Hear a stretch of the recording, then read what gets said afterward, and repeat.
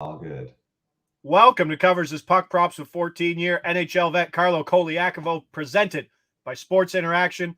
Losing effing sucks. I hate losing. I don't know. Tough start. You Tough think you start get used to it. yesterday. Like there's very few things. Like this is my job. Like it's not calling myself a professional bettor by any means, but I'm sitting there handicapping all day. Yeah. I wake up at 4:00 and like I see the results. So there's no just like putting your head back to the pillow and being like, all right, sweet dreams, let's go get a little more shut-eye. Okay, so I just want to reference. So I have you on my Twitter and I have you on alerts. Okay. Yeah. So I just want to reference the tweet that I woke up to this morning as I'm preparing for my show. And I know that I'm up at the time before you're even on air. That's why I kind of do Yeah. it. Yeah, I can beat him today. At what time was this at? Some in the fives. 5:37 in the morning. Running cold this week. Very few feelings like it. You'd think after 5,000 track bets over the last 2.5 years, you'd get used to it, but no. Asking for a big favor. Send me screenshots of your recent winners to break this cold motion. Gotta break Any help is appreciated. Any help, right? Voodoo hexes, anything. Like it's just I hate one of those days, man. It happens. No, but you win every notice, day. even our runs when we're good, we're good, we run hot. And like it is what it seems like within the NHL. So hi to everybody there in the chat. Thanks for everybody pumping stuff up. Called the Strome point. Strome point looks good. Strome all of a sudden gets his 3 shots yesterday when I wanted him for shots 2 days ago. Chicago team total under 2.5 came in. Good day to Adam, Steve, Ryan, sniffs today. Let's get him. Let's not get too crazy. I mean, it's a bigger board. It's our Thursday slate, but let's just try to find a couple things instead of going all over the board. Starting off. No, actually, I wanted to get you on this. So you referenced my tweet. That's kind of where my headspace was. Like when you were playing hockey and things for you, like maybe for the team and for you at the same time, are going rough. Like how do you explain that to someone who's not a professional athlete? Yeah, well, obviously, look, it's a great honor and a privilege to be a professional athlete and play a sport for a living, but there's challenges that come with that, right? I mean, it's not all, rainbows and butterflies every day. There's ups, there's downs, there's emotions. There's different feelings that you may go through, and a lot of that feeling is dependent on the mood that's created based on winning and losing, right? You're part of a winning environment. It's the best place to go to every day. Everyone's if Drew Doughty's calling you out, you're not having a good day. Everybody's smiling. Coaches are in a good mood. Practice is going to be uplifting. There's going to be guys yelling, screaming, chirping. It's the best feeling in the world. When you're losing, it's a tough environment to be in because you're going in every day trying to search for answers. You got coaches that are walking around moody. They're having meetings with different players. They're checking in on you. The practices, the tone of it is a lot more serious, and it doesn't really become more fun. And look, I've always said, part of the success that athletes have is the work they put in, right? So hard work. You can't accomplish anything good in life without hard work. So why not adopt the mentality where, working hard should be fun? It's a fun thing to do to work hard. So have fun working hard. It's simple. It's just go in, put the work in, but know that you're having fun doing it because it's making you better at the job that you're doing. And what helps amplify that is winning.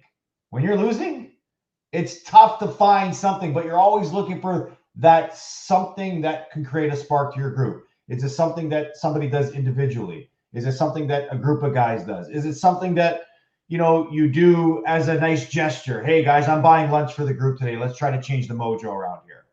Like those are all the little things that you search for on a daily basis. Or is it, hey guys, we're not even going to think about hockey today. We're going to go outside. We're going to play dodgeball, or we're going to play, tag or whatever it is, like something. Wow. Or hey guys, you know what? We're not even going to practice today. We're going to go play video games. We're going to play a video game tournament. Sick. Ping pong tournament, whatever it is. I'd be a good professional athlete. Yeah, that sounds tag and video games. Let's go. Hi to the sniffers. Some sniffers in the chat.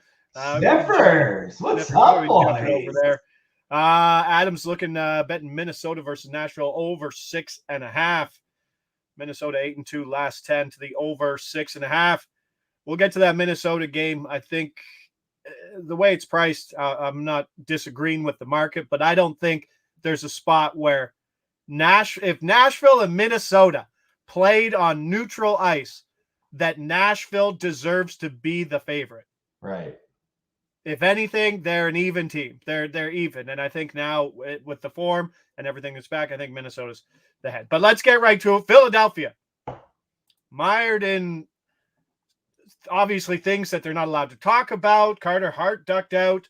It's a messy situation. It's a team that we've talked about all year. It's run by one of the most respected people in all of hockey in Torts within the locker room, maybe not on the media side, but that's Torts just don't like the media. And I get that. Yeah. But like we bet on them, they've been up, they've been down.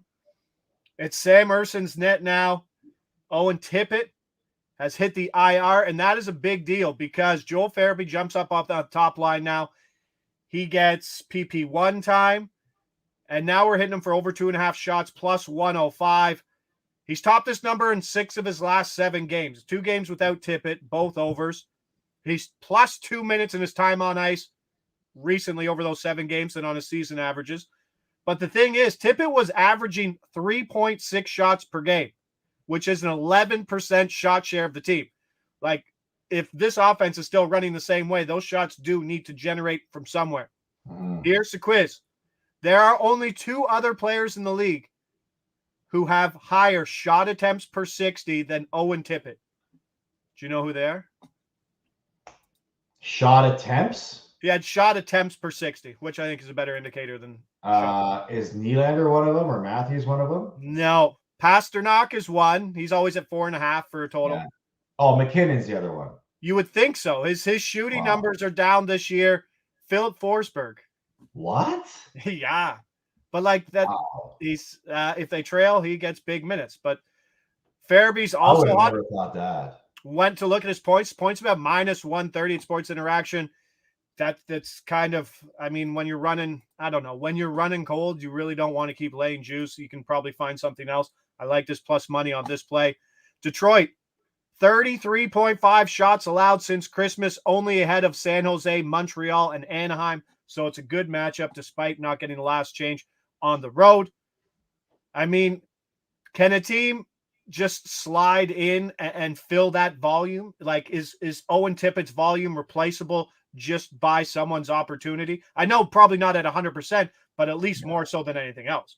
I mean, I don't feel comfortable saying that it's replaceable just because of how impactful, Tippett was before he exited the lineup. I mean, some of the highlight reel plays that he was creating, I mean, it was SportsCenter stuff, watching the goals, him beating guys one-on-one. And it's sort of been the development of Tippett where he's, blossomed into that offensive threat. I don't really feel that way yet about Farabee. Yes, this is a pretty good opportunity that he's getting in an elevated spot, but I would feel better about this in an elevated spot if he was playing with Tippett versus replacing Tippett, because you see the last 2 games playing without Tippett, this team's clearly struggled to score. He has 40 points in 48 games. Who Farabee does? Yeah. Yeah. He's having a great season for sure.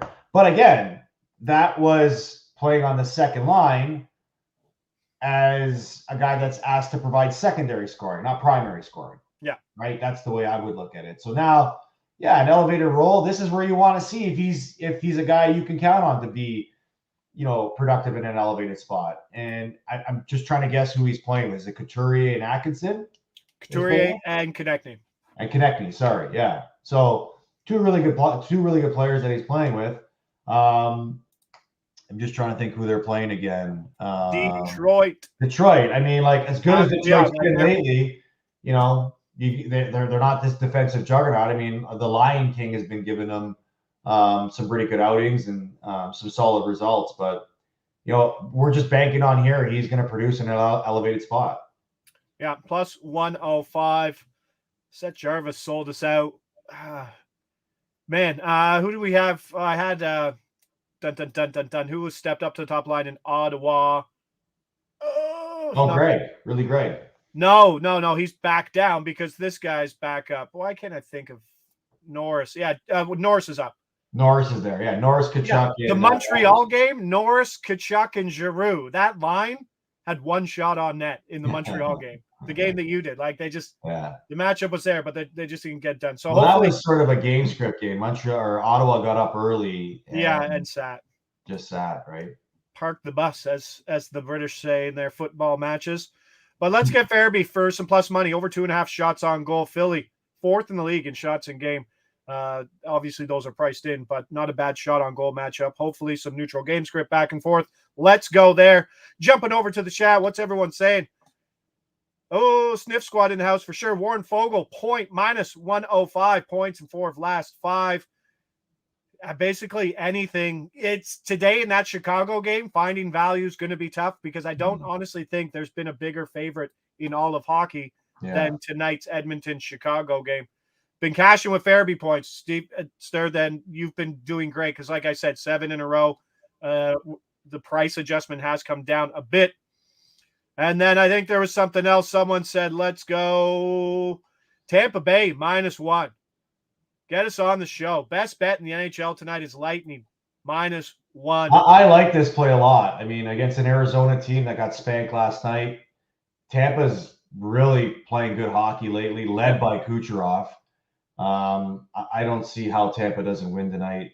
And second game, traveling Arizona. Well, not just that too. Like, they're crowded right now. Arizona was in Florida last night, so it's not that much of a travel. But I wonder how much Kucherov is paying attention to McKinnon. Right, McKinnon with 5 points last night, leapfrogged. See Coochie's empty net goal. He buried it. You're right. Yeah, he buried it. But if Kucherov's watching that performance last night by McKinnon, getting 5 points, and now waking up this morning and staring at a 2-point, gap between him and McKinnon, he's probably thinking to himself, okay, I got Arizona here. It's time for me to get a 4-point night or 5-point night and get the lead back. Because I just feel like this is going to be a 2-horse race between these two guys on a nightly basis. No, and you're right. And I think you can tell from the coaches getting Kucherov over the boards, up 2 goals in what I believe Tuesday's game, just to pad the stats in the empty net. Pay attention to those things. I know you're not getting much value on Kucherov points. I believe it's like -120 for over 1.5. But don't be afraid to I think that's still good. This guy's averaging over 2 points a game. It's a sneaky one there. We touched it last year with the Mitch Marner when he was on a run. Last goal. Oh, that's right. Empty netters. Last goal for those guys looking in games where they're leading to get empty nets. Yeah, good call. A market we're looking for. All right, let's get to our second play here. Where was I? Man, the chat's really active today. I love this. Keep sending in the plays. Gaudreau. We'll get to Gaudreau in a bit. I do like it. He did do well.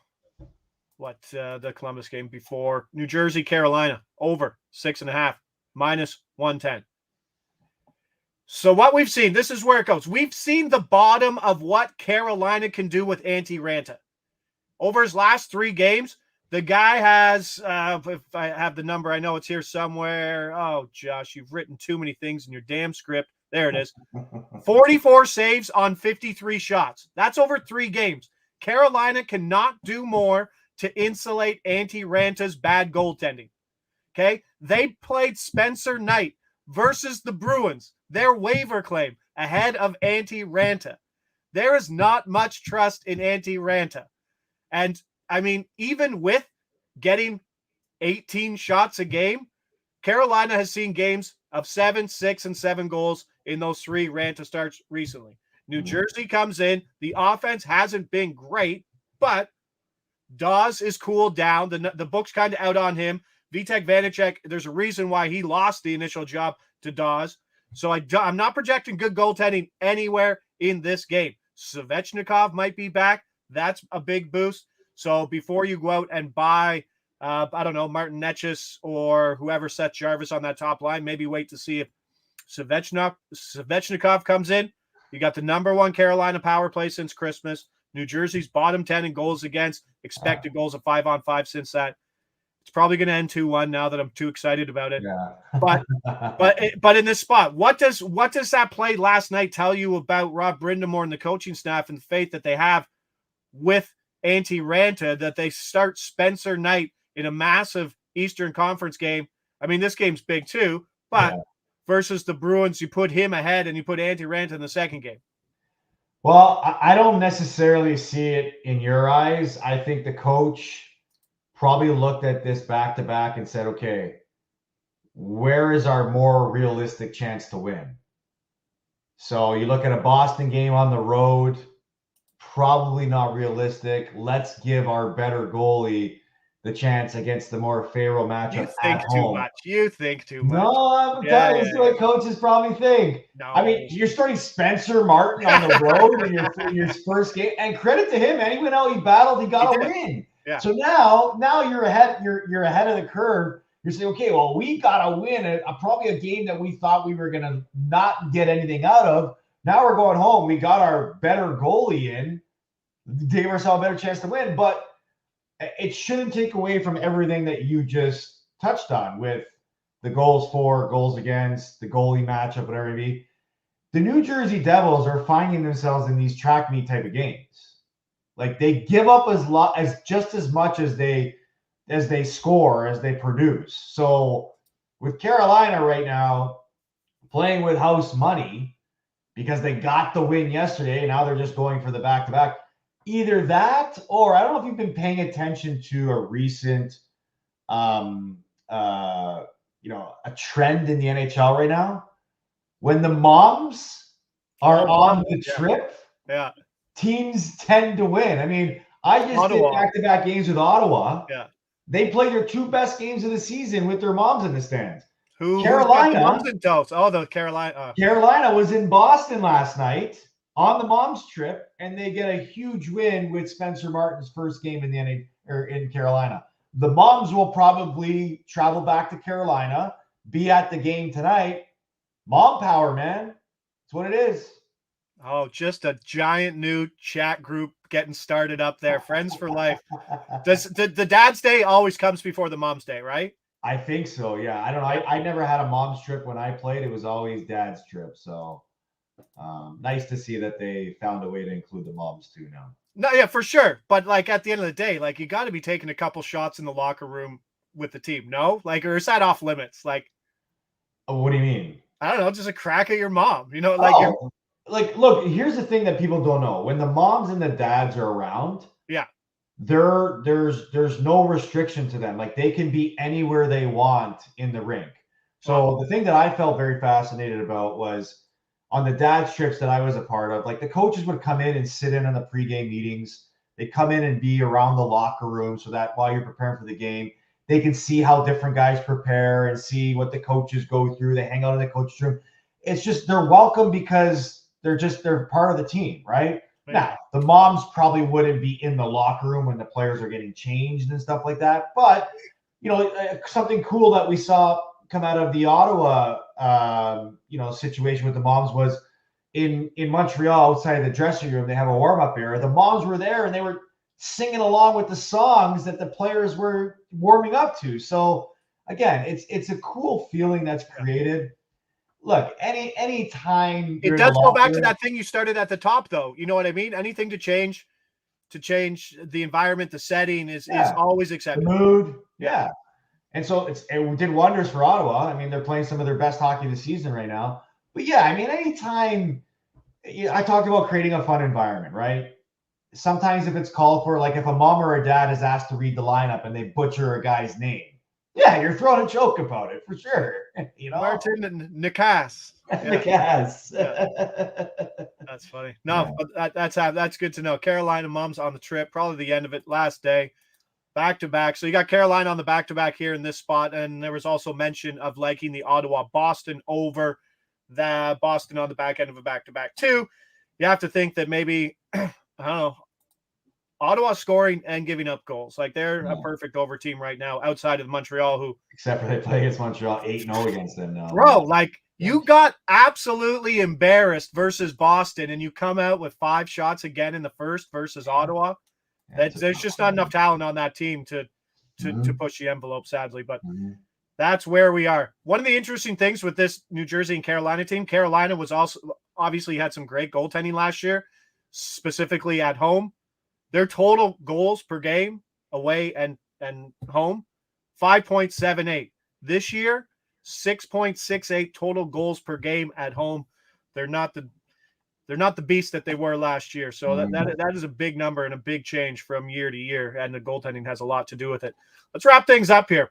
Third, final play, Nashville, Minnesota. Minnesota money line, -120. Hitting this first. 1-6. They went straight up in the 7 games without Kaprizov, averaging under 2 goals per game. We were on the team total under. It just looked like a different team. Now Kaprizov's been back for 6 games. First game, they got shut out, kind of getting your legs back. But over the last 5 games, 4-1 straight up, 23 goals scored. Minnesota's struggles this year have always been offense. Defensively, metric-wise, 5-on-5, second in the league in expected goals against behind Florida.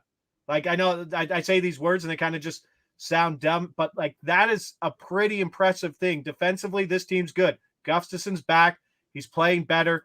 Had a little break. And now they're playing UC Saros, who we do say can steal games, but this is still a guy who's 3-7 straight up in his last 10.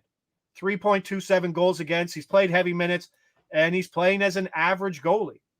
And this price is indicating if we take home ice out of this, home ice is worth roughly, let's say, 20 points aside. So if this game was on neutral ice, we would have Minnesota at even money and Nashville at -120.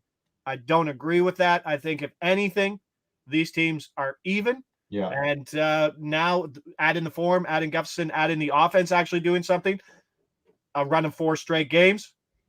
I think Minnesota is a better team than Nashville. Yeah, I think, there's a great argument to be made about that too. And Nashville's lost 2 in a row. Minnesota's won 3 in a row. So clearly a team that's feeling better about their play right now. And I look, there's no other way to look at it. Nashville or Minnesota. The Minnesota Wild are a completely different team with Kaprizov in the lineup. Yeah. Completely different. And that's why I favor this in this spot. And they've got Gustafson back in net. Not to say that Fleury wasn't holding his own, but Gustafson's the number 1 guy there, right? He changes the way this team plays in front of him, and with the results that they get. It's no secret that they won 3 in a row since those 2 guys have come back together. So again, even Minnesota at home under John Hines with Kaprizov in the lineup, I'm not sure exactly what their record is, but it's a very favorable one. They are 10-2 straight up when they're the betting home favorite from Brett Armstrong. So there you go. No, so Thanks, there is Brett. Something. So I'm gonna add the puck line -1.5 at +190 here from Sports Interaction to win a unit.